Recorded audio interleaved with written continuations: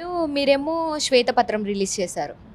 మరి బీఆర్ఎస్ వాళ్ళేమో శ్వేతపత్రం అంటూ వాళ్ళు శ్వేతపత్రం రిలీజ్ చేశారు. అదేవిధంగా ఇంకోటి కూడా చెప్తున్నారు ఒక పాయింట్. మీ శ్వేతపత్రం కంటే మా శ్వేతపత్రమే చాలా పవర్ఫుల్ అయిందంటూ కూడా మాట్లాడుతున్నారు. మరి దీని మీద మీ స్పందన ఏంటి? సో నేను చెప్పా కదమ్మా ముందు, శ్వేతం శ్వేతపత్రం అని చాలా గంభీరమైన పదాలు మాట్లాడారు. స్వేదం అంటే ఏంటి అంటే మీకు తెలుగులో చెప్పుకోవాలంటే చెమటోడ్చి కట్టాము ఈ తెలంగాణని. మేము చాలా జాగ్రత్తగా చూసుకోండి, బంగారు తెలంగాణ చేశామంటున్నారు. స్వేదంతో నువ్వు కట్టావు అంటే నువ్వు అంత కష్టపడి కట్టావు. ఎంత కష్టపడ్డావు అంటే కాళేశ్వరం మునిగేంత వరకు కష్టపడ్డావు, మేడిగడ్డ కుగిపోయేంత వరకు కష్టపడ్డావు. నువ్వేం తట్టెత్తినవా? కూర్చొని అక్కడ పెట్టి తట్టెత్తి ఇచ్చినవా? రాత్రింబావుళ్ళు ఏమన్నా ఎత్తిస్తలేదు కదా, నువ్వు కట్టించినావు కదా కూర్చొని. ఈ స్వేదం చెప్పినా కదా వైఫల్యాలన్నీ. మీరు హరితహారం అని మొదలుపెట్టింది కదా, సార్ ఎవరు మొదలుపెట్టారో తెలుసు. హరితహారం మీద ఎన్ని వేల కోట్లు ఖర్చు పెట్టారో తెలుసు. ఒక్క నిమిషం టైం ఇస్తే నేను దానికి సంబంధించిన చిన్న ఒక లెక్క చెప్తా. హరితహారం మీద 9,777 కోట్లు ఖర్చు పెట్టారు. హరితహారం పచ్చటి తెలంగాణ తయారు చేయడానికి 9,777 కోట్లు ఖర్చు పెట్టారు. ఇది తప్పు అని మీరు ఎవరైనా చెప్పండి. మీరు పెట్టిన హరితహారంలో ఎన్ని చెట్లు మొలిసినాయి, ఎన్ని మొక్కలు మొలిసినాయి, ఈ రోజు వరకు ఎన్ని మొక్కలు బతుకున్నాయి? దీనిలో ఇంకోటి చాలా ఆశ్చర్యకరమైన విషయం ఏంటో తెలుసా? ఈ ఖర్చులో ఈ 9,777 మరి 9,777 క్రోర్స్లో మొక్కల విత్తనాలు ఉంటాయి కదా, హెలికాప్టర్లో వెళ్ళి అరణ్యాల్లో చల్లారట. దాన్ని ఏమంటారు? 176.83 కోట్ల మొక్కల్లో మొత్తం నాటింది 176 కోట్లు. మొక్కల్లో 43 కోట్లు అడవిలో నాటారట. దానికైనా ఫ్లాగులు పెట్టారా ఇది నాటామని? ఆకాశంలో సీడ్ బాల్స్ ద్వారా అంటే గాల్లో ఆకాశంలో 1,709 కోట్ల విత్తనాలు అడవుల్లో చల్లారట. ఖర్చు అవి కూడా ఈ మొత్తం 9,772 కోట్లలో ఖర్చు. అంటే 176 కోట్ల మొక్కలు నాటానని మీరు చెప్పారు.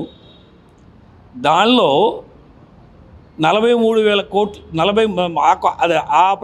ఈ అడవిలో విత్తనాలు వేసింది 1,709 కోట్ల విత్తనాలు. దాంట్లో అసలు ఈ లెక్కలేంటి? దీనిలో గ్రామీణాభివృద్ధి శాఖ, అటవీ శాఖ, HMDA, GHMC, గ్రీన్ ఫండ్ వీళ్ళందరూ ఇన్ని డబ్బులు కాంట్రిబ్యూట్ చేశారు.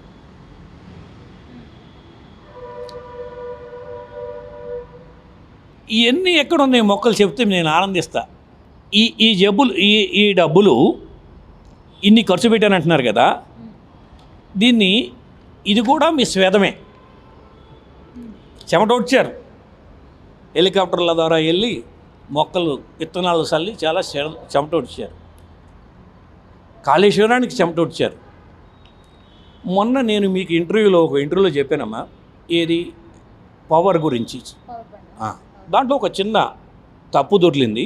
ఏమిటంటే మనం రోజు కన్జంప్షన్ తెలంగాణకి 216.6 మిలియన్ల యూనిట్లు. అప్పుడేం చెప్పారంటే లక్షల మిలియన్లు అంటారు, తప్పు. 216.6 మిలియన్ల యూనిట్లు ఒకరోజు ఖర్చు అవుద్ది. దానిలో ఆన్లైన్ ద్వారా కొంటుంది, ఆన్లైన్ డబ్బులతో కొంటుంది 50 మిలియన్ యూనిట్స్. మీరు ఎంత డబ్బు కొన్నారు దాన్ని? అవసరమే, ఇండస్ట్రీకి అవసరమే, విద్యుత్ శక్తి అవసరమే, అందరికీ అవసరమే, మన గృహప్రయోగానికి అవసరమే, రైతు అవసరమే, అందరే అవసరం. మనం తెలంగాణ విడిపోయినప్పుడు మనకి విద్యుత్ శక్తిలో మనం వెనకబడి ఉన్నామని ఆ రోజే తెలుసు మనందరికీ. మనకు కావాల్సినంత లేదు. ఆంధ్రాకి ప్రాజెక్ట్స్ అన్నీ వెళ్ళిపోయినాయి. ఆంధ్ర వాళ్ళు మిగుల్లో ఉన్నారు విద్యుత్ శక్తులు. ఆంధ్ర నుంచి కూడా మనం కొనుక్కున్నాం విద్యుత్ని, రైట్? కనుక మనం సెల్ఫ్ సఫిషియెంట్, అంటే మనం తెలంగాణగా ఈ రోజు వరకు మనకు కావాల్సింది మనం విద్యుత్ శక్తి మనం ప్రొడ్యూస్ చేసుకోలేకపోతున్నాం, ఉత్పత్తి చేసుకోలేకపోతున్నాం. ఇప్పుడు యాదాద్రి దగ్గర పవర్ ప్రాజెక్ట్ కట్టారు. యాదాద్రి దగ్గర ఆ పవర్ ప్రాజెక్ట్స్ నత్తనడకన నడుస్తుంది. 10 సంవత్సరాలు అయింది. దానిలో కూడా అనేకమైన నాణ్యతాలోపమైన ఆరోపణలు వచ్చినాయి.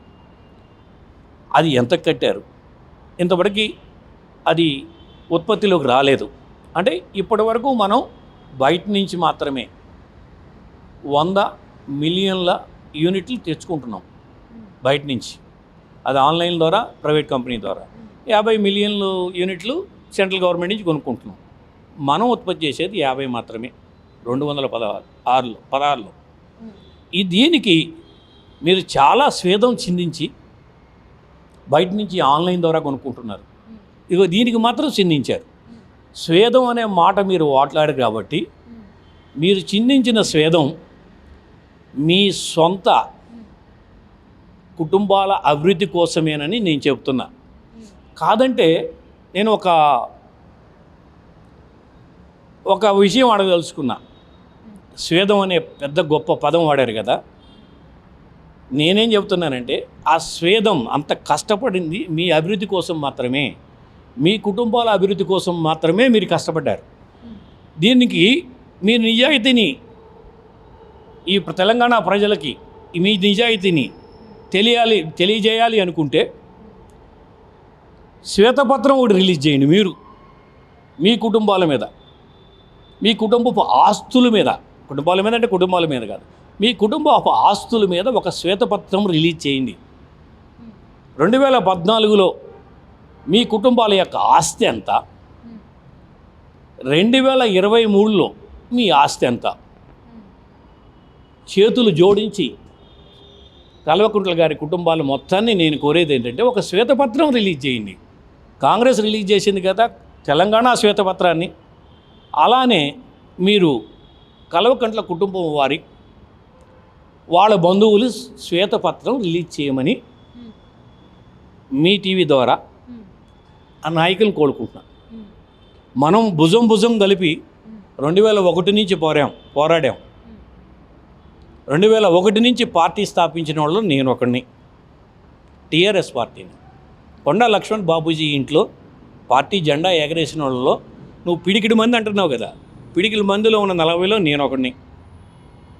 పోరాడాం, తెలంగాణ సాధించుకున్నాం. కానీ చివరికి ఏమైంది? మీ యొక్క పోకడల వల్ల మేము మనస్తాపం చెంది ఉద్యమకారులం. ఎస్పెషల్లీ నేను 2017లో అంటే 2014లో గవర్నమెంట్కి అధికారంలోకి వచ్చింది కదా, 2017లో నువ్వు అధికారానికి వచ్చినా నీ ఇంటి ముంగిట నిలబడి ఒక్కరోజు కూడా నాకు సాయం చేయమని ఎప్పుడూ అడగల. మీ యొక్క ఆలోచనలు మారిపోయినాయి. 14కి 17కి మీ పోకడలు మారిపోయినాయి. మేము మనస్తాపం చెంది మీరు పవర్లో ఉన్నా మాకు అవసరం లేదు, మాకు ప్రత్యేక తెలంగాణ కావాలని కోరుకున్నాం, పోరాడడం, సంపాదించుకున్నాం. 2017లో మీ వైపు మేము బయటకు వచ్చేసాం. ఎవరన్నా ఇంత గవర్నమెంట్ అధికారంలోకి ఉంటే అంటి పెట్టుకొని ఆయన పక్కనే ఉండి ఏదో ఒక పనులు చేసుకుంటారు కదా, మేము ఎప్పుడు పనులు చేసుకోవడానికి ఈ పక్కన తెలంగాణ కోసం వచ్చాం, తెలంగాణ సాధించాం. 2014లో మా పని అయిపోయింది. కానీ నీ పోకడలు ప్రజల వైపు చాలా దమనీయమైన స్థితిలో ఉండటం వలన మేము 2017లో మీ పార్టీ నుంచి బయటకు వచ్చేసాం. ఇది మీకు చెప్పదలుచుకున్నది. శ్వేతపత్రం అనే దానికి తేడా తెలుసుకోండి, తేడా తెలుసుకొని మాట్లాడండి.